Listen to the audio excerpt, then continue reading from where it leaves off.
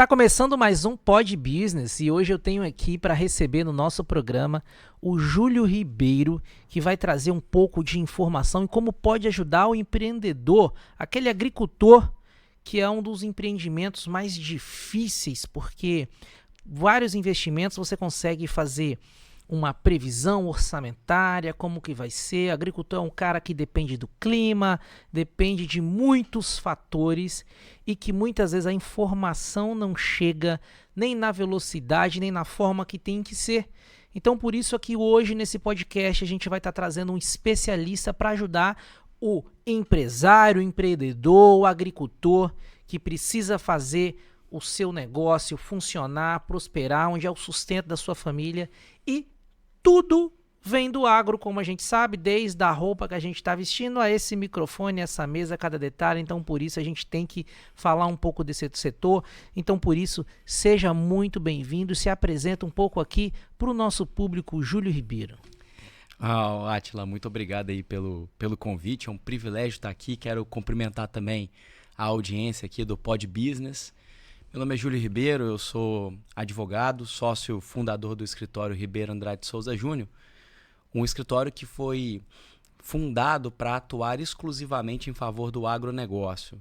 O nosso cliente, ele é o produtor rural e o empreendedor que atua no agronegócio. E todo o escritório, ele tem essa proposta de atuar de maneira exclusiva, né?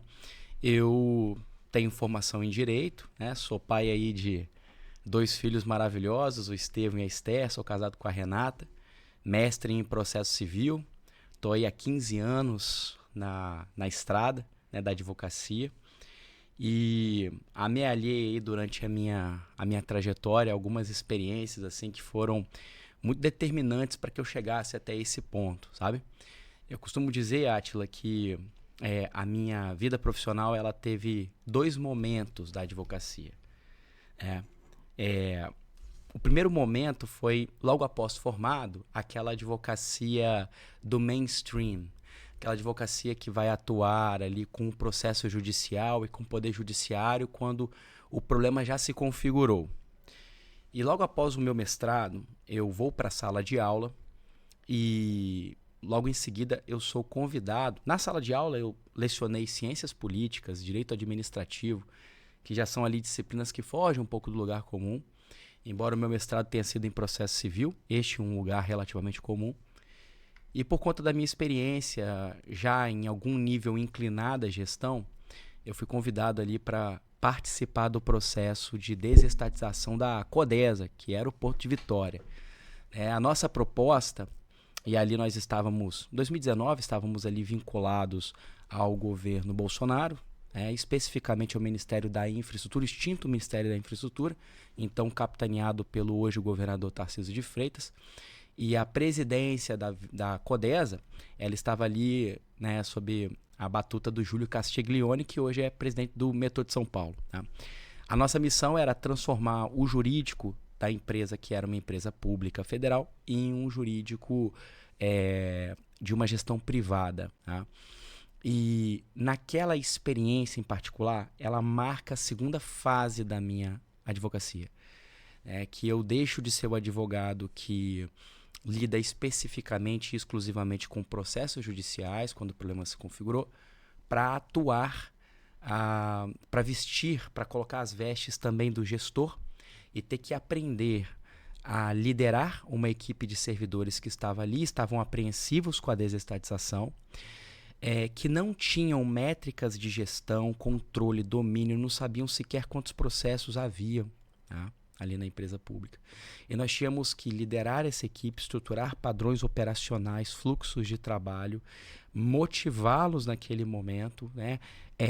Orientar a equipe para o mesmo norte, e isso debaixo de uma chuva muito grande de investidas de interesses outros que não desejavam a desestatização do Porto de Vitória, que tinha uma captura política já muito conhecida pelo capixaba, né? E aí nessa experiência, que foi um M&A incrível, nós tivemos com esse recurso, que era um recurso pouco, né? Era um recurso pequeno, alguns poucos empregados públicos que foram verdadeiros heróis, né? Nós tivemos que bater de frente com grandes corporações como Vale, CST, Gerdau, Uzi Minas, Liquiport, por aí vai, Tecnip, né? E, ao mesmo tempo, gerir, mergulhar numa realidade de gestão empresarial. E ali agora o Júlio teve que se reinventar, compreender o que é a realidade de uma gestão corporativa, gerir a carteira de orçamento, estabelecer um orçamento, gerir as informações contábeis de provisão com as áreas do Porto de Vitória. Essa experiência, de fato, muda a minha vida e me faz olhar para a importância da gestão corporativa. E por conta disso e dessa experiência ali amealhada durante o processo de M&A, eu fui convidado, após a assinatura do contrato de desestatização e de venda das ações, foram adjudicadas por um fundo de investimento, eu ainda permaneci por mais um ano ali como coordenador do jurídico do Porto de Vitória. E ali nós fizemos um trabalho também, em termos de gestão, que trouxe um impacto ali direto no EBITDA muito relevante. E após essa experiência, né, eu tinha ali, né, uma bifurcação na minha carreira. Olha, ou eu sigo aqui para alçar posições, né, executivas, ou eu faço um freio de arrumação para perseguir um objetivo que já estava posto lá desde o início da minha carreira, que era ter o meu negócio. Eu saio do Porto, que já então era Vports, né, que era concessionária da autoridade portuária, do serviço de autoridade portuária, e fundo o escritório Ribeiro Andrade Souza Júnior, ao lado dos meus sócios André Andrade Marim e o Walter da Costa Souza Júnior, que são verdadeiros gigantes da advocacia. E estamos aqui na estrada, né? Agora juntos aí, caminhando com também outros titãs aí que nós conhecemos, tivemos o privilégio de conhecer no BNI, e me faço aqui hoje com mais um grande privilégio, que é estar aqui diante do Átila, que é um cara que eu admiro. Fantástico, cara. Então, uma história gigantesca, né, em ter participado de um processo de uma desestatização de um grande negócio. Nós estamos falando de um porto que movimenta bilhões ano, um porto muito movimentado, no meio do país, que é onde chega mercadorias que vai do norte ao sul, né? Salvo engano, esse porto é o maior importador de veículos do Brasil, da América Latina, onde a maioria dos veículos importados chegam por aqui. E imagino o desafio que foi essa experiência de desestatizar isso e também as influências externas que acontecem num processo como este, né? Então a gente sabe que você está envolvendo aí política, está envolvendo pessoas, também está envolvendo sonhos, está envolvendo o crescimento do nosso estado, né? Então, com todo esse know-how que você tem, que aprendeu, de participar disso, eu começo a imaginar que talvez auxiliar o produtor rural acaba sendo fichinha perto desses desafios, e que nós já conversamos um pouco de um outro momento, né? Do que foi isso, e para você agora, com essa experiência, poder levar para o produtor rural.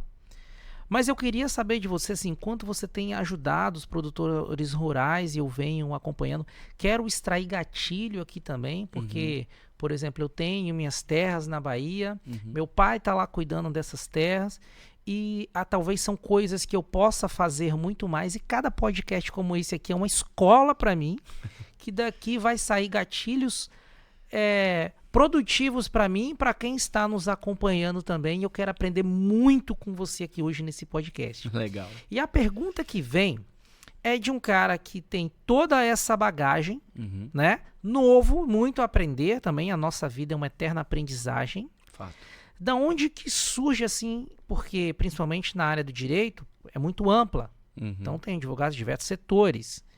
Da onde que surge assim esse gatilho? Eu vou cuidar e ajudar os produtores rurais. Como que teve esse start na sua cabeça e talvez dos seus sócios? Que pergunta maravilhosa, Átila. Essa é a pergunta do milhão. Eu começo te dizendo o seguinte: não foi fruto de uma decisão pontual. O Ribeiro Andrade Souza Júnior, ele é fruto de vários insights que foram acontecendo numa linha do tempo. Eu te diria que talvez se eu fosse tentar simplificar esses vários insights, o caminho percorrido foi... eu tenho aqui agora uma bagagem de uma advocacia que já não é mais a advocacia que está preocupada simplesmente com o processo judicial, mas é uma advocacia que quer trazer para o produtor cliente, né? No primeiro momento cliente, que quer trazer valor para o cliente. Não apenas no sentido de trazer segurança, isso é o mais comum que a advocacia tende a entregar, mas também alavancar o negócio do cliente. A advocacia corporativa ela tem essa característica. Ela não está preocupada simplesmente em avaliar o que as normas jurídicas colocam como proibido ou obrigatório, mas ela busca compreender o apetite de risco do cliente ao negócio, compreender o perfil do cliente e auxiliá-lo a mapear os cenários e perseguir os seus objetivos. O Júlio que decide voltar a empreender, né, para fundar o seu escritório, é um Júlio que agora está muito ciente da importância de uma advocacia que tenha esse perfil, que já ela precisa dominar os aspectos técnicos, operacionais e também os aspectos mercadológicos de um determinado segmento de mercado. Então, o primeiro gatilho para chegarmos na nossa decisão do produtor rural como nosso cliente foi nós vamos escolher um segmento de mercado. Nós não vamos ser uma advocacia civil, trabalhista, previdenciário. Nós vamos ser uma advocacia da mineração, do setor de rochas. Nós vamos ser uma advocacia do setor de logística. Nós vamos ter um nicho econômico para atuar. Esse foi o primeiro gatilho. O segundo gatilho foi: quais são as nossas fortalezas? É um pouco passar por uma análise SWOT, sabe? Sim. Quais são as fortalezas que nós temos aqui para ofertar? E quando eu olho para as fortalezas, as minhas, a do meu sócio Walter, do meu sócio André, sobretudo as vivências do Walter e do André que já passavam pela vida do campo, nós verificamos que eu tinha ali agregado muita experiência em contratos, em negócios e regulação, direito regulatório. ESG também, ao passo em que o André tem muito domínio em tributário e captura de incentivos governamentais. O trabalho que o André também passou pela Vports, pela Codese e pela Vports. Assim como ele é um egresso de lá. É só o Walter que não passou. Inclusive, até fazendo uma pausa aqui no que a gente vai falando, e pelo fato também de vir de família de produtores rurais, produtor de cachaça, cacau e agricultura familiar, eu percebo que muitas coisas, ou um produtor, que esse vídeo chegando nesse produtor, alguns não vão entender. Perfeito. Até mesmo algumas siglas, né? Okay. E é onde que eu vou te fazer algumas perguntas e vou te interrompendo para a gente conseguir tornar esse podcast mais claro para o nosso público, que pode acabar surgindo uma chavinha. Boa. E a gente acaba percebendo, e eu vi isso em muitos produtores, né? Que existe um mercado gigantesco, uma possibilidade gigantesca do cara expandir para a família, aquele negócio, mas que às vezes ele só se enxerga ali como um produtor que faz aquilo para simplesmente viver, mas ele tem terras e oportunidades que pode aquilo perpetuar através da família, mas os filhos estão estudando para talvez virar médico, advogado em algum lugar e não quer mexer com aquilo. Perfeito. Isso acontece. E quando você fala, inclusive, com toda essa sua experiência nessa desestatização de um grande porto, quando você vai falar, por exemplo, sobre, como você disse, o ESG, que a gente está falando um pouco de controladoria, né? Explica um pouco sobre isso. Perfeito. Para quem está nos assistindo e que eles possam ver luz, porque com certeza esse podcast já está sendo assim muito muito esclarecedor. Perfeito, né? perfeito. Eu mencionei há pouco, né, assim, que as minhas fortalezas técnicas, né, elas são negócios, né, relações contratuais, de maneira geral, regulação. A regulação é basicamente você compreender como que o Estado coloca normas que dizem o que você pode fazer e o que você não pode fazer. eu volto nesse ponto logo em seguida. Perfeito. E aí eu pulo para o ESG, que é ESG, ESG, é uma sigla. Né? Elefante, sapo, Guilherme, ok? Pronto. ESG. A ESG, ela, se eu fosse resumir, você pode substituir essa palavrinha por governança. Isso. Então nós estamos falando primeiro de gestão, mas é uma gestão que ela está preocupada com alguns elementos, não apenas entregar eficiência, mas é uma gestão que está preocupada em entregar conformidade e ética e, ao mesmo tempo, entregar sustentabilidade ambiental, meio ambiente natural e sustentabilidade social, no sentido de impactar os próprios colaboradores daquele empreendimento de maneira positiva e também a comunidade no entorno. Então, o ESG é uma governança que eu costumo dizer isso, ela é fruto de uma junção da honestidade, da preocupação da probidade, que significa honestidade, junto com a sustentabilidade ambiental. Quando você coloca um terceiro pé, que é a governança, você tem uma forma agora de gerir, de fazer uma gestão do seu negócio, que vai promover uma imagem, uma posição de imagem, que ela em si já se torna um ativo. Né? A empresa passa a ser compreendida, enxergada pela sociedade, vista pela sociedade como uma empresa que cuida do meio ambiente, é uma empresa honesta e essa visão vai render para esse empreendimento crédito. Fantástico. Ainda dando uma pausa aí, eu acho que essa clareza que você traz sobre isso é muito importante, porque a gente sempre vê, é desafiador ser um empreendedor rural. Perfeito. Né? E muitos empreendedores, produtores rurais não expandem por não entender. Muitos também vão tocando ali a sua agricultura e gente que inclusive movimenta muito dinheiro, mas sem ter uma governança. Sem ter essa governança, ele também pode estar ou deixando de ganhar muito mais dinheiro e também perdendo dinheiro por outro lado por não ter controle sobre aquilo. Fato. Né? Isso é porque qual controle você tem sobre uma produção, por exemplo, de laranja? Se você não tem ali uma boa gestão, quantas laranjas foram produzidas? Se por acaso uma carga de laranja for desviada, como que você sabe disso dentro de uma imensidão, né? Eu digo isso porque com um pouco de experiência também, inclusive na área da segurança, monitoramento, né? A gente implantou um sistema gigantesco de segurança em uma fazenda de produção de eucalipto. A fazenda era tão grande que teve uma hora que eu me perdi, eu gastei um tanque de diesel da minha caminhonete rodando dentro dessa fazenda, mapeando tudo ali para poder montar o sistema de segurança. Teve uma hora que eu me perdi no meio dos eucaliptos ali, que eu tive que botar o GPS, só que o GPS dentro de uma fazenda como essa não funciona igual na rua, que vai falar vira esquerda, vira direita. Você vai ter uma visão meio que aérea ali, para você tentar chegar em algum lugar. E assim foi feito. A fazenda tinha uma patrola para manter as ruas bem lisinhas. Você consegue andar 160 por hora numa estrada de chão. Uau. Numa fazenda como essa, e assim eu fiz. Né? Tem até um vídeo muito visualizado de eu subindo um lugar com a caminhonete lá nessa fazenda. Bacana. E uma fazenda que ela tinha, para você ter ideia, entrada e saída.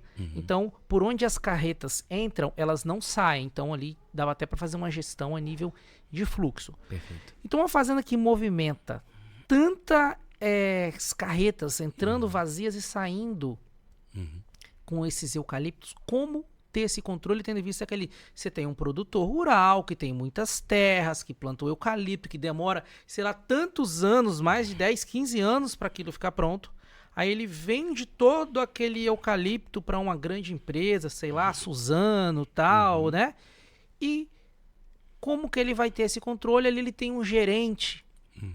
E como que ele sabe? Vai ficar na canetinha, no papelzinho, entrou tantas carretas, saiu tantas carretas. Então, para esse cliente, a gente criou uma solução tecnológica Olha só. Algo que não existia pronto, tá? Então o cliente nos buscou para desenvolver isso, nós desenvolvemos. Primeiro em uma região sem internet. Então lá nós montamos uma torre, botamos uma torre de celular com chip, com sistema CFTV, com sensores, e a gente conseguia ali criar uma informação que sempre que entrava uma carreta ou saía uma carreta carregada. Então nós criamos ali inteligência através de câmeras, sensores, né? E como a fazenda está no norte do estado e o proprietário da fazenda mora em Vitória, na Praia do Canto, ele precisava de ter uma forma de ter um sinal de quantas carretas saíram para poder confrontar com o relatório do gerente. Nossa, né? Muito bom. Então, isso é uma preocupação do empreendedor. E aí a gente está falando de fazenda com gerente, que antigamente você não via isso. Então tem um gerente, uma pessoa para gerenciar aquela fazenda. Perfeito. Nesse caso dessa fazenda, ela é tão grande que tem uma comunidade, tem igreja, tem padre, tudo dentro dessa própria fazenda. Então, às vezes, um público que nos vê aqui na cidade, né, que viaja pouco, que às vezes não vai para o interior, não faz ideia do que é gerir um negócio rural. São empresas de fato. Né? Perfeito. São que vai desde fazendas do produtor que está ali, que produz para alimentar sua família, né? Há produtores gigantescos com pistas de aviões dentro dessas fazendas e que são verdadeiras empresas. Perfeito. E que precisam ter essa governança, ou até mesmo aquele produtor que não sabe o tanto que aquilo rende e que vem uma empresa que arrenda aquela terra e que vai cuidar daquilo ali para ele. Então, cada vez mais isso vem sendo visto como empresa e cada vez mais a gente vem dizendo que o agro é tech, o agro é pop, o agro é tudo. E agora nós temos aqui o Júlio dizendo um pouco dessa explanação do que é o agro e do que pode ser feito. Né? Muito bom. Então, recapitulando um pouco aqui da nossa conversa, você trouxe desde a sua experiência, né, da desestatização do porto, isso. Da onde você surgiu esse gatilho, inclusive, ao montar um escritório, não simplesmente um escritório de direito civil, isso, aquilo e tal, mas buscou sócios com o mesmo interesse, mesmo propósito para buscar atender o agro, a levar para aquele produtor orientações de nível de gestões de grandes corporações para dentro da fazenda dele, como você citou aqui, a governança. Perfeito. E aí, eu venho agora com uma pergunta que é: como tem sido a receptividade do produtor, como você apresenta essas soluções? Geralmente, existe uma procura ou é algo que precisa ser mais difundido, mostrado para o produtor? E como que é a reação do produtor quando um advogado apresenta soluções administrativas e com todo esse embasamento técnico, administrativo e jurídico para o produtor rural ali? Como que tem sido esse choque de realidade com muitos que talvez não saibam nem que isso existe? Que legal, que pergunta maravilhosa. E para responder essa pergunta, agora eu vou tecer um fio de ouro que vai conectar todos os pontos que nós falamos até agora.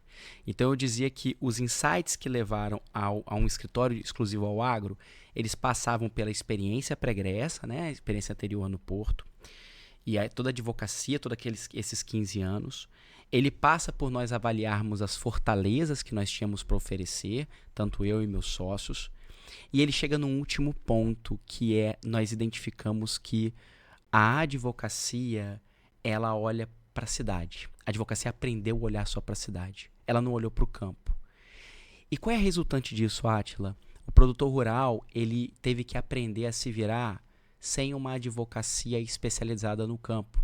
São poucos e relativamente raros os escritórios que se dedicam a olhar para o campo, fazer uma espécie de êxodo urbano para o rural. Então, o produtor ele passa a desenvolver a seguinte mentalidade. Passa isso já há algumas décadas. Ele acessa um conhecimento jurídico que não vem propriamente de escritórios, vem de consultorias e de gestão, né? Uma Embrapa, um Sistema S, um Senar, eventualmente para estruturar algum projeto. E esse nível de conhecimento não vai impedir que o produtor tenha problemas. Só que vai permitir que o produtor toque ali o manejo e a lida por algum tempo, talvez sem ter problemas jurídicos. Quando o produtor tem um problema jurídico, ele vai então procurar o advogado, normalmente o advogado da cidade, que normalmente também não é especializado no agro. Ele tem aquelas expertises conhecidas pelo direito, as áreas do direito civil, previdenciário, tributário, trabalhista, por aí vai. Então o produtor, ele desenvolve uma mentalidade. Serviço jurídico é custo. Eu vou acessar o serviço jurídico quando o problema aconteceu. Tá? Então, guarda essa informação. A mentalidade do produtor é: serviço jurídico não faz parte da cadeia produtiva do meu manejo. Ele é um ponto externo para quando eu tenho um problema configurado. Essa é a primeira informação. Aí você falava sobre a gestão, né? E o ponto sobre a gestão é... o professor Falcone, ele vai dizer que gestão é nós alcançarmos as nossas metas fazendo o certo. Basicamente gestão é atingir metas. Agora, como que eu estabeleço a meta? Eu preciso dos indicadores. A meta, ela é a diferença entre o meu estado atual e onde eu quero chegar. Mas para eu mensurar, para eu saber onde eu quero chegar, eu preciso entender onde eu estou. Para eu entender onde eu estou, eu preciso medir tudo isso que você falou. Eu preciso saber quanto que eu gasto de combustível com maquinário. Eu preciso saber quanto que aquela máquina me dá por ano de manutenção.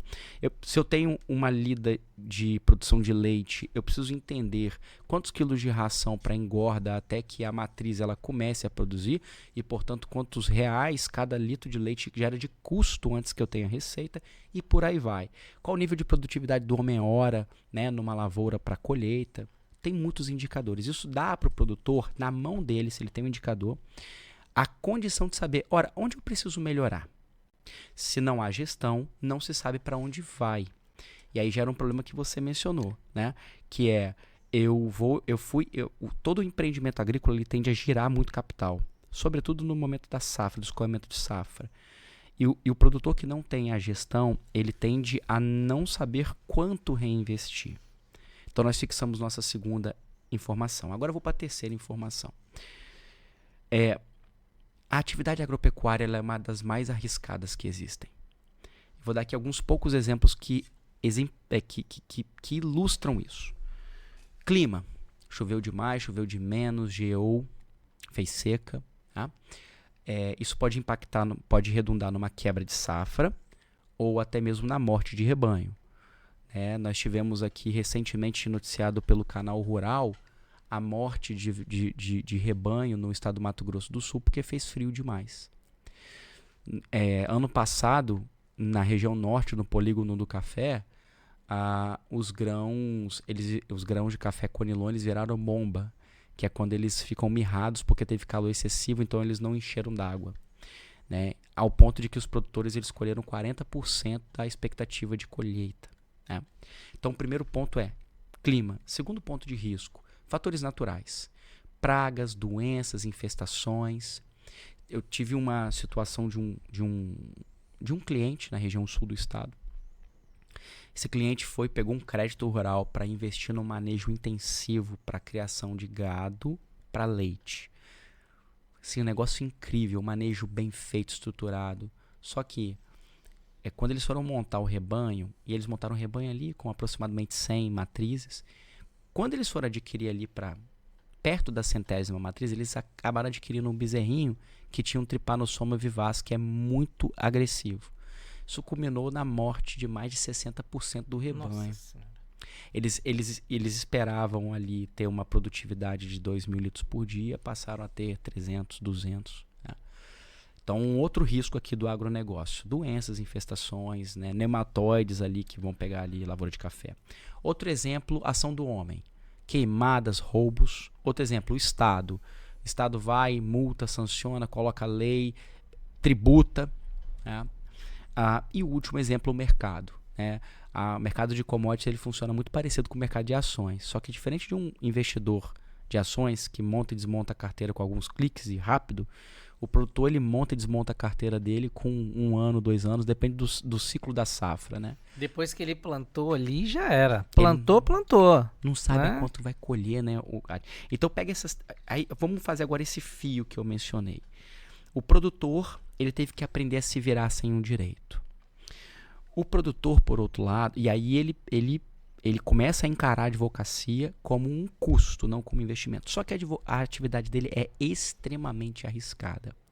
E o serviço jurídico, não só o serviço jurídico, a administração e a contabilidade, eu diria que esse tripé, tá? Eles são fundamentais para o produtor administrar esses riscos. Porque se ele não administrar, e eu vejo diversos produtores que não têm sequer um seguro rural, se ele não administrar, se ele não utilizar os instrumentos para captar recursos, para diminuir custos e para aumentar a segurança, ele deve, como você colocou, perder muito dinheiro. E aí, Júlio, para responder agora a pergunta dentro desse fio que nós tecemos, o que você vê em relação, você perguntou para mim, o que você vê em relação ao produtor rural? O que vocês têm se deparado? Nós temos nos deparado com duas coisas. Por um lado, o produtor rural, ele tem essa mentalidade, então ele tende a encarar o serviço de advocacia simplesmente como um custo.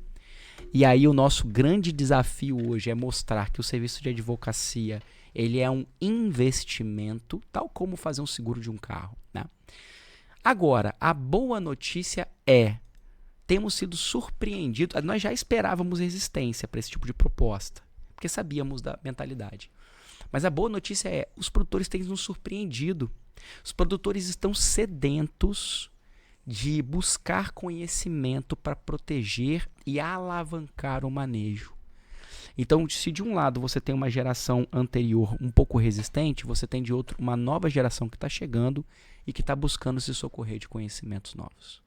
O que você percebe quando você diz assim, os produtores estão sedentos para buscar essa informação, para atualizar? O que você percebe que vem mudando essa mentalidade? E aí eu deixo um gatilho aqui de filhos de produtores que eu conheço, que muitos queriam modernizar, mas às vezes o pai ali, não quero fazer isso, se eu fizer assim, vai ter fiscalização, vai ter isso, sempre foi desse jeito, e às vezes trava ali para ele, existe uma barreira que ele não quer mudar. E que talvez ele tenha ali uma produção artesanal e por conta disso não paga imposto, mas se eu fizer assim agora eu vou pagar muito mais imposto, aquela coisa toda. E do lado de cá você tem uma juventude toda querendo inovar, querendo expandir, querendo que o produto seja um produto mais gourmet, que venha para as prateleiras gourmet, e aonde você tem um produto que, se ele está ali sendo produzido de forma artesanal, ele tem um valor, mas na hora que você gourmetiza aquele que vai para determinadas prateleiras, ele triplica mais, e por mais que você vai pagar um imposto, proporcionalmente seu produto vai valer infinitamente mais. Marcas que podem ganhar valores estratosféricos aí, e tem gente que tem produtos, inovações, e que ele tá ali, atende simplesmente aquele mercado local, né? Outras coisas que eu já vi também de muitos produtores eu não dou conta de produzir para fora, mas espera aí, quando você tem lá um produto e que você já está no seu limite, você consegue aumentar o preço. Perfeito. Porque você já está no seu limite mesmo, você vai vender, então com a mesma produção você consegue ganhar muito mais. Mas isso é a minha visão do cara que hoje está na cidade, olhando as coisas, entrando no mercado, vendo produtos na prateleira e vendo produtos de qualidade muito inferior ao que a gente vê lá quando a gente vai na roça visitar, né? E que a gente vê que tem produtos lá que podia estar aqui sendo muito melhor remunerado. Fato. Então, como que você tem percebido essa mudança? Eu gosto de contextualizar um pouco, porque é um pouco do que a gente vive. E isso tem assim, é realmente o produtor mais antigo que está realmente abrindo a mente? Ou é a juventude que está vindo com vontade de modernizar o campo? Muito bom, Átila. Eu diria que é um pouco dos dois. Veja, a sua leitura está muito correta. Nós estamos num momento de transição geracional. Os filhos dos produtores que foram à cidade estão voltando para o campo. Estão voltando para o campo por uma série de razões, né? Nós passamos por eu diria que talvez por algumas décadas, com esse evento do êxodo rural, né? Então, os filhos dos produtores saíam do campo porque entendiam que na cidade as profissões, né, Aquelas profissões, ser advogado, ser médico, doutor, né? Meu filho vai estudar para virar médico. Isso a gente sempre Isso aí. ouviu falar, né? Exato, exato. Só que nós estamos vivendo um momento da sociedade muito diferente agora, né? A sociedade mudou muito, né? A filosofia diz que nós estamos aqui vivendo a 4ª revolução industrial, que é a revolução tecnológica. Diz que as profissões mais bem pagas de daqui a 40 anos nem existem hoje ainda. Né? Então essa mentalidade de quero estar acompanhando isso aí. Queremos. Estamos acompanhando. Então, assim, essa mentalidade de que eu quero formar meu filho doutor, quero escolarizar o meu filho para ele se tornar um advogado, um médico, isso hoje já não é mais aquela mentalidade dominante. O que está acontecendo com a nova geração é que ela está entendendo que ela não faz muito sentido ela ficar na cidade com condições de trabalho, às vezes seletista, ou para construir toda uma carreira, para conseguir uma remuneração, se ela pode fazer um retorno para a atividade agropecuária, que é uma atividade extremamente promissora e potencialmente lucrativa, e tocar a lida e desenvolver o negócio dos seus pais, dos seus ascendentes. Né? Então, nós estamos vivendo esse momento geracional. Nós temos até dito que não se trata de os filhos calçarem a botina dos pais, se trata dos filhos desenvolverem suas próprias botinas. Só que isso está impactando os pais. E aí eu quero te contar uma história que nós vivenciamos lá no sul do estado, região ali de Jerônimo Monteiro. Tem uma família que tinha ali já conhecido uma lida, um manejo ali de produção de leite. E aí o filho, né, dessa família, ele teve ali junto com o pai, era um filho estudado, tornou-se engenheiro, ele volta para a propriedade rural e propõe ao pai o seguinte: olha, pai, existe uma tendência hoje no mercado de se buscar o leite de qualidade A2A2. Não sei se você já ouviu falar, Átila. O leite A2A2 é uma qualidade específica de leite que é menos alergênico. E ele é um leite, portanto, mais raro e muito mais caro. Né? Ele já talvez nem deva ser considerado propriamente uma commodity, né? Tal como o leite comum. Então esse filho vira pai e fala: pai, por que a gente não monta um rebanho com matrizes que produzam exclusivamente A2A2? Aí eles dão esse primeiro passo. O pai compra a ideia. Então tem um grande mérito do pai aí, né, que tinha uma lida há anos, há décadas, e ouve a ideia do filho e fala: vamos, tô contigo, né? Venderam as matrizes que não produziam aquele leite, adquiriram, porque tem que comprar, matrizes que produzem aquele leite de qualidade A2A2, mas eles não param aí. Aí eles fazem algo que está dentro do que você colocou há pouco. Eles fazem uma integração na propriedade. Isso é chamado de integração vertical. É quando você traz para dentro da tua propriedade a agroindústria. Então eles montaram ali uma indústria para pegar o leite e beneficiar e processar o leite. Então eles não vendem leite A2A2, o que eles vendem são os derivados do leite A2A2. Aí eles constroem uma marca, tem uma laticínios com uma marca específica, e eles estão vendendo isso. Então eles não estão... em outras palavras, o que aconteceu nesse caso? Esses produtores deixaram de vender uma commodity. E o que é uma commodity? Commodity é um insumo, um produto do campo que ela não tem uma identidade. A commodity, ela é algo muito próximo do mercado perfeito, porque você não distingue normalmente o café da fazenda A para a instância B.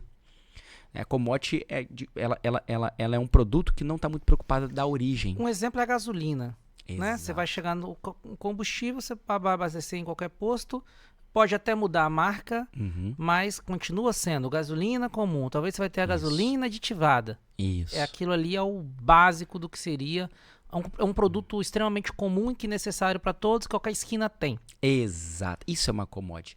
E aí, quando há a integração, o que esses produtores fizeram? Eles deram uma identidade, eles deram uma marca para o produto. E aí agora, aquele produto que tem uma identidade, ele não vai receber o mesmo preço que o mercado determina. Quando você está no mercado perfeito, a literatura diz o seguinte: o produtor rural, ele é um tomador de preço. Agora ele tem, fraseando com a gasolina, agora tem a Podium. Exato. É aquela que vai abastecer a Ferrari, o carro... Eles criaram o leite Podium. Podium. E o que muda agora? Agora eles são formadores de preço. Percebe? É. Se eu tenho commodity, quem diz o preço do meu insumo é o mercado. Não é não sou eu. Se eu agora tenho um produto que eu desenvolvi, quem diz o preço sou eu. Você. Eu desenvolvi uma marca. Então está ligado aí às experiências que você falou. Poxa, os filhos estão vindo para o campo agora com uma ideia de desenvolver produto, uma marca, de pegar dentro da própria fazenda, da própria granja, e ali você já escoar uma coisa que não é simplesmente a commodity, né? Não é simplesmente ali um morango, não é simplesmente o café. Não, eu vou processar, eu vou ensacar, eu vou colocar uma marca, eu vou fazer um tipo de seleção, de secagem, de torrefagem, de moagem para entregar um negócio premium. Ali mesmo ele vai agregar valor, né? Absurdo.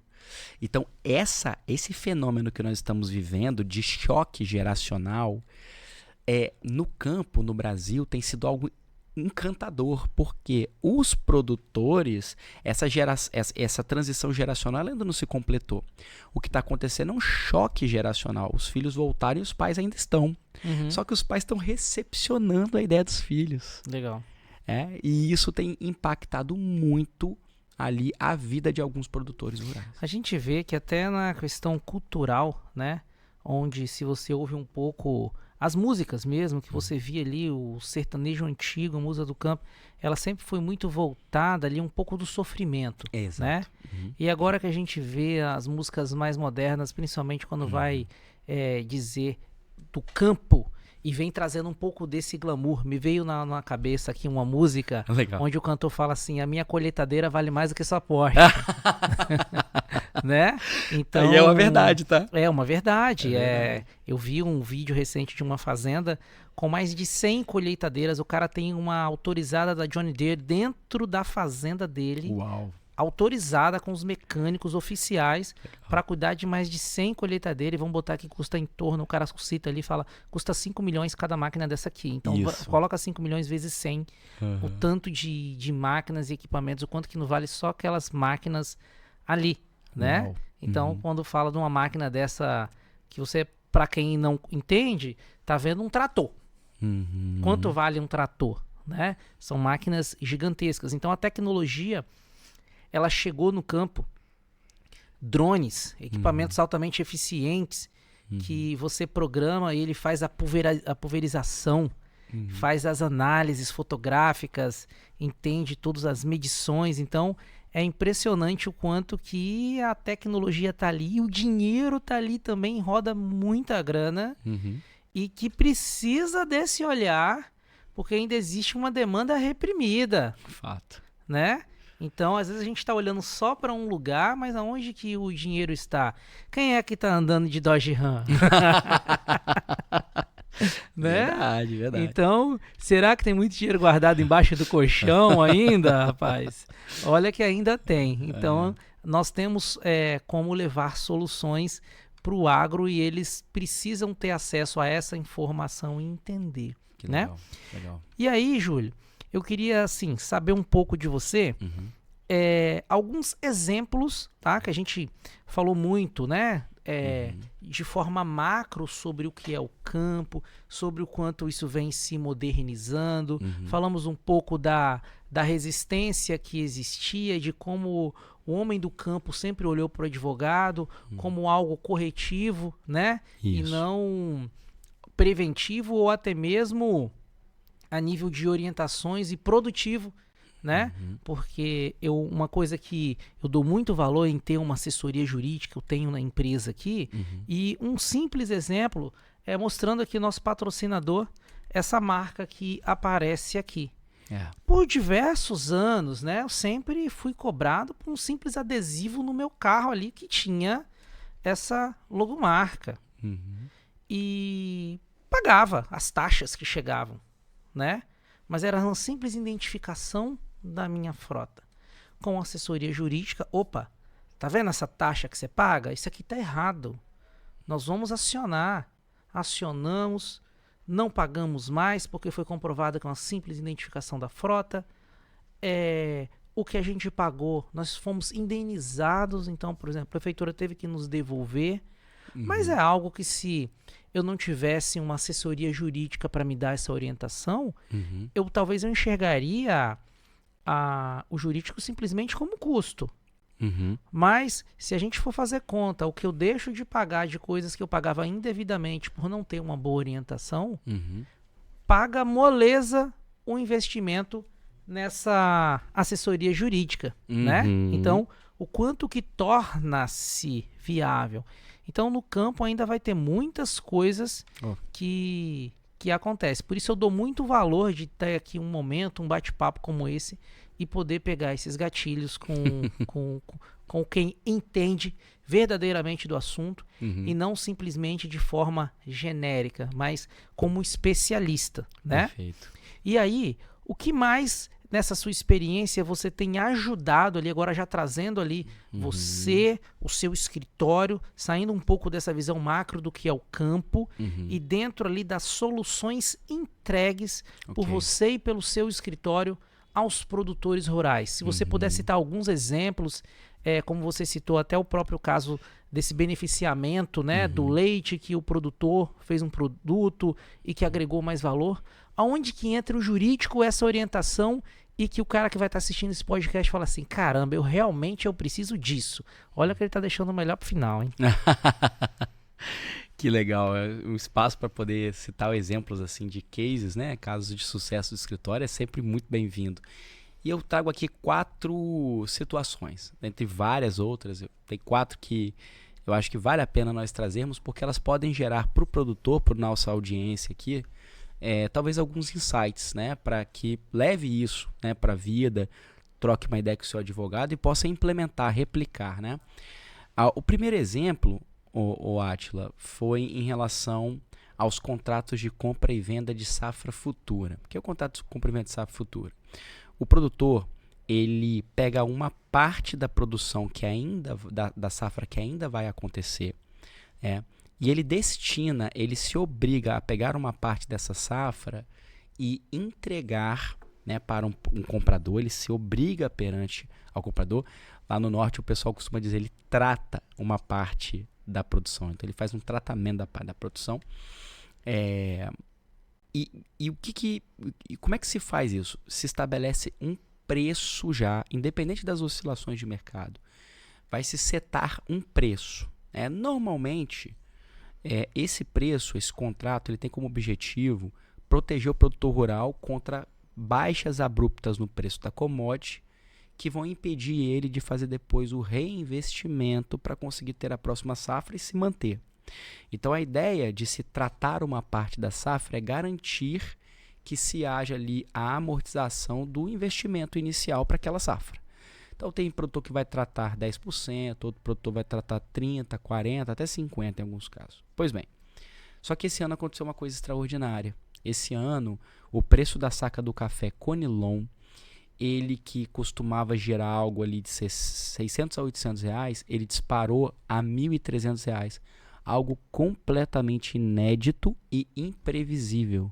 Não tinha como o produtor lá no ano passado, que tratou a sua saca a 600 reais, 800 reais, prever que a saca desse ano estaria em 1.300. Esse é o primeiro exemplo. O que aconteceu nesses casos? Nós tivemos produtores que seguiram num caminho de tentar se desvencilhar desse contrato, então tentando se esquivar do contrato, ou diziam para o comprador que não conseguiram colher, que quebrou a safra, e aí tentavam vender por fora. O risco é imenso e nós tivemos e temos visto diversas ações judiciais em que se está discutindo isso. Espírito Santo afora, Brasil afora. E aí nós fomos procurados, nós postamos algum conteúdo ali no Instagram e por conta disso fomos procurados por alguns desses produtores. Falam assim, e aí, você falou, o Júlio, você falou que tem saída, que saída é essa? E aí o que nós fizemos é o seguinte, olha, tem uma teoria, é um princípio jurídico, tentando simplificar. Basicamente, para o direito, quando você firma um contrato, as condições determinantes que estavam ali postas quando você firmou, elas têm que se manter. Se você tiver alguma alteração muito abrupta, muito forte, de uma das condições, uma das bases de fato em que um contrato foi firmado, ao ponto de que uma das partes sofra um prejuízo excessivo, o direito autoriza esse contrato ser revisto à força. Isso é chamado de teoria da imprevisão. Então o que nós fizemos? Nós negociamos, nós nem precisamos nesses casos, nem foi preciso ir à justiça. Nós conseguimos, de maneira negocial, revisitar o preço da saca. Em alguns casos, nós conseguimos chegar a bater R$ 1.100 a uma saca tratada a 700. E que ninguém está perdendo. A Ninguém diferença tá é que um vai estar... já estava na previsão ter um ganho. Isso. Naturalmente, isso teve uma valorização muito maior. E que se ele não agisse, um teria um ganho muito maior da expectativa. Mas, querendo ou não, os dois ali estão ganhando. Exato. Mas se ele tem informação, ele pode ganhar mais.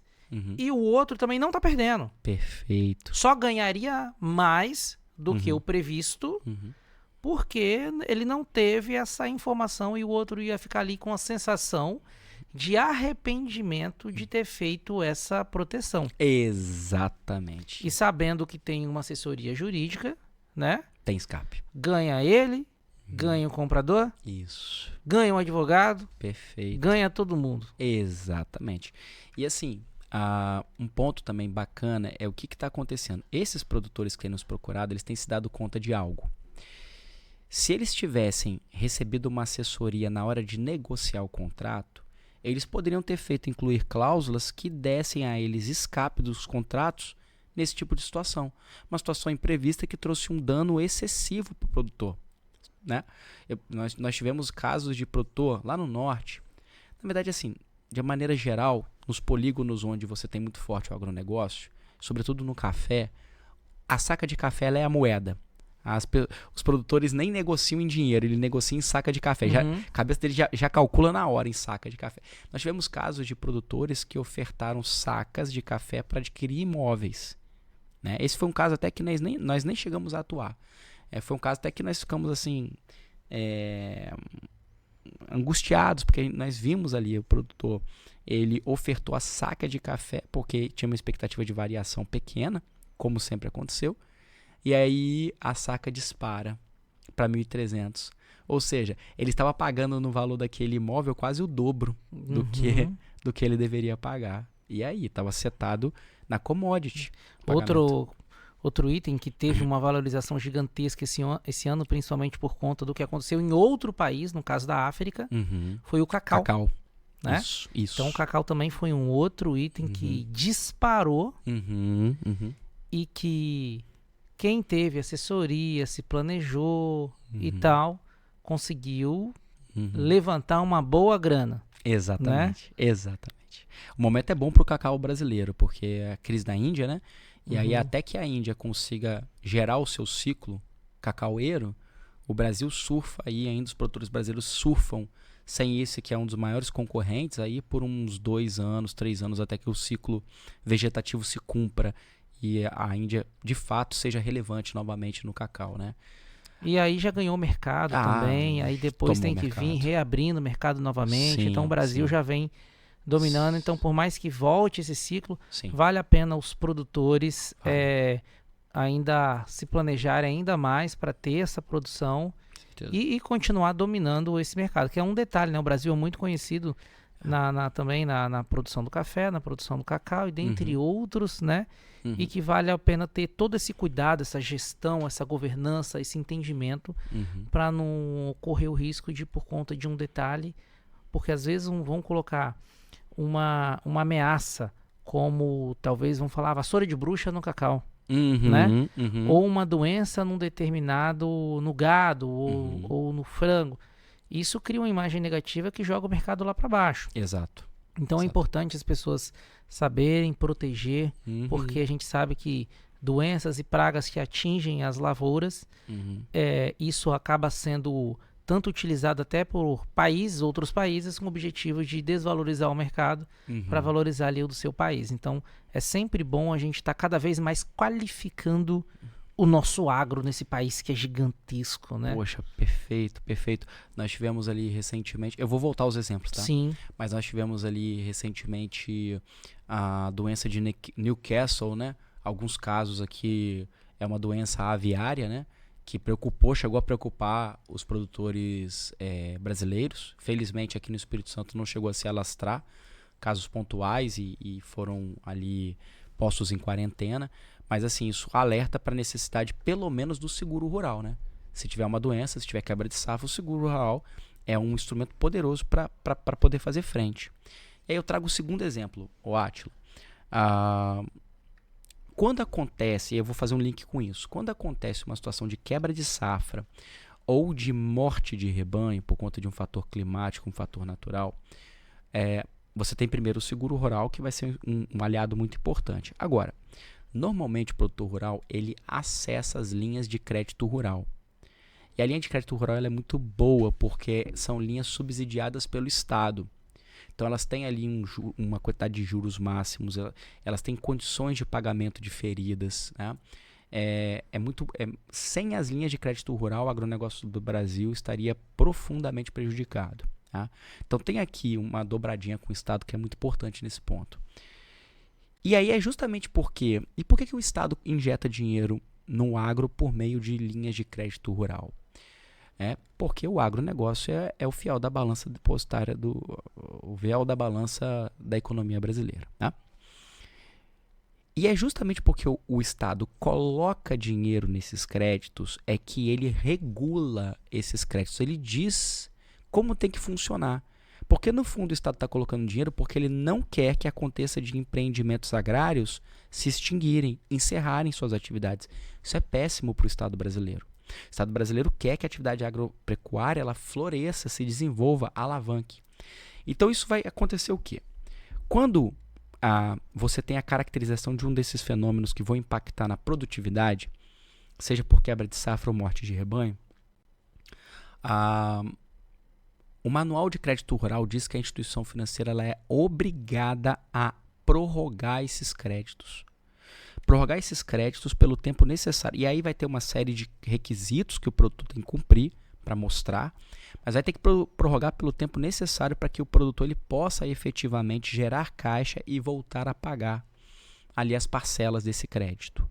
Isso não é uma faculdade para a instituição financeira, isso é uma obrigação, porque a instituição financeira está dispondo de um crédito que tem dinheiro do governo ali no meio. Tá? Só que o produtor rural muitas vezes não tem, assim, ele não se apropria, ele não tem domínio dessa informação. E aí nós vimos situações que aconteceram muito, estado afora, região norte e região sul. Muitas vezes o produtor ele vai buscar conselho com o gerente do banco. O gerente do banco ele é um representante do banco, o banco tem metas a cumprir e o gerente não vai ali trazer conselhos que são prejudiciais ao banco. E o alongamento do crédito rural ele é prejudicial à instituição financeira. Então nós vimos, e aí agora o meu segundo exemplo, nós vimos diversos casos em que a instituição bancária negava o alongamento do crédito rural. Isso acontece no Brasil afora, não é um privilégio do Espírito Santo não. E aí muitos produtores estavam encerrando suas atividades porque falavam, poxa, eu não tenho condições de pagar o crédito, porque afinal de contas eu perdi minha safra, eu perdi meu rebanho. Quando na verdade eles poderiam obrigar o banco, compelir a instituição financeira a renegociar esse crédito. Então aí nesse item 2 são vários outros casos de sucesso. Eu diria que nós entramos por essa porta, que foi a renegociação e a prorrogação de créditos rurais. Temos feito muito isso porque nós temos diversos produtores que estavam a ponto de desistir do manejo porque não tinham condições de pagar, porque os bancos recusavam o alongamento. Em alguns casos, nós conseguimos a prorrogação do crédito administrativo com a instituição financeira, em alguns outros, infelizmente, foi preciso ir para o judiciário. Em qualquer caso, tem sido assim muito satisfatório ver produtores que estavam desistindo do manejo voltar e animados e falando, nossa, agora eu estou vendo aqui saída e estou animado e vamos fazer esse negócio prosperar e vamos pegar mais crédito. Tem sido muito legal. E fazer acontecer, né? E fazer acontecer. Porque senão o que o cara vai fazer da vida numa situação dessa? Uhum. Que muitas vezes botou como garantia o próprio patrimônio. Exatamente. E agora? Isso aí. A gente vê muitos casos nesse sentido e se não tiver a orientação, infelizmente a pessoa entra em depressão e trava ali e muitas vezes a solução dela tá aqui nesse podcast. Então por isso que você que está nos assistindo aqui, conhece produtor rural com os seus familiares, compartilha esse podcast. Tem algum trechinho que foi interessante? Clica no botãozinho aí, corta esse trechinho, compartilha para que a pessoa assista e dê sequência assistindo esse programa inteiro. Esse é um programa muito eclético no nível empresarial, onde nós trazemos soluções para todos os tipos de empreendimentos e agora estamos trazendo aqui diversas informações direcionadas para o agro, com o nosso advogado especialista em agro, né? É especialista, é nicho, ele entende verdadeiramente no assunto. Vocês perceberam aqui um pouco da fala dele, que é uma fala muito direcionada a uma determinada situação e que talvez um outro advogado que saiba até buscar essas informações, mas ele vai demorar um pouco mais encontrar aquilo ali, é cada um no seu quadrado. Então, quando você tem pessoas que estão rotineiramente tratando demandas próximas e parecidas, lidando ali com o agro, ele sempre vai ter um case de um cliente e vai cada vez mais acumulando experiência, que o problema de um está muito próximo do de outro e que ele vai conseguir trazer porque ele está trafegando mais nesse universo. Por isso que eu acho muito importante a gente estar conectado com especialistas e é esse caso aqui. Agora tem um detalhe, você falou que tem 4 cases, mas nós vamos deixar um pouco mais de um gostinho aqui nesse podcast, sabe por quê? Porque está fluindo muito bem e eu quero que vocês que estão assistindo esse podcast aqui comentem qual case é esse, porque nós vamos deixar esses outros 2 para um outro momento. Boa. O objetivo é exatamente sentir esse interesse, quais mais informações você quer ter, o que mais você precisa fazer do agro, que nós vamos retornar com o Júlio aqui para trazer esses cases e mais experiência. Eu quero poder contar um case de alguém de vocês que está assistindo esse podcast aqui e falar que esse gatilho foi interessante. Legal. Eu acho que isso é importante, né? Porque a gente traz informações. A porta aqui está sempre aberta, Júlio. Foi um fantástico estar te recebendo aqui. Um ponto importante que cria a nossa conexão, eu gosto de falar, nós fazemos parte de uma organização de network, a maior organização de network do mundo, com mais de 300, quase 400 mil empresários. Nós temos suporte em qualquer lugar do mundo. Onde a gente chega, a gente se conecta, né? Verdade. Seja no interior, seja nas capitais, né?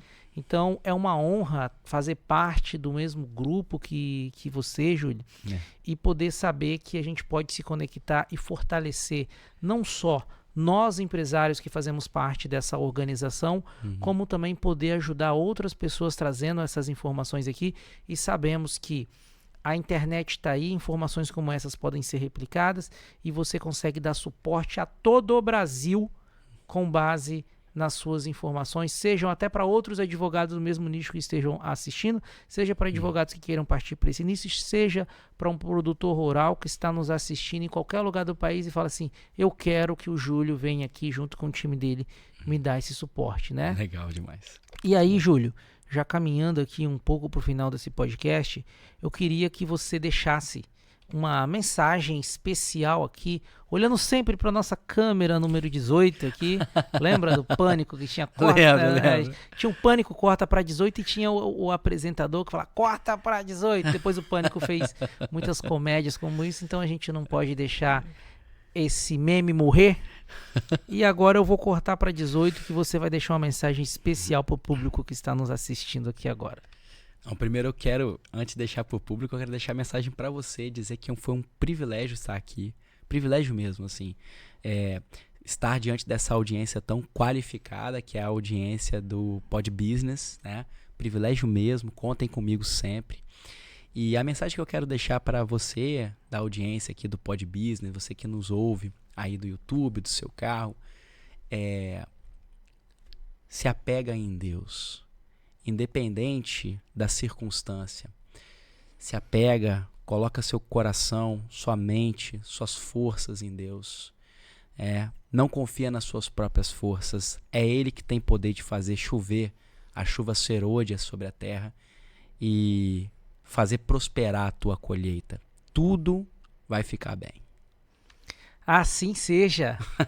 E aproveitando essa mensagem, você que quer que essas mensagens cheguem a mais pessoas, fique aqui o recado, curta, compartilhe esse vídeo, esse canal, para que a gente possa ajudar mais pessoas a prosperar através das informações que a gente produz aqui nesse Pod Business, compartilhando essas informações. Ficamos por aqui, até a próxima e chama!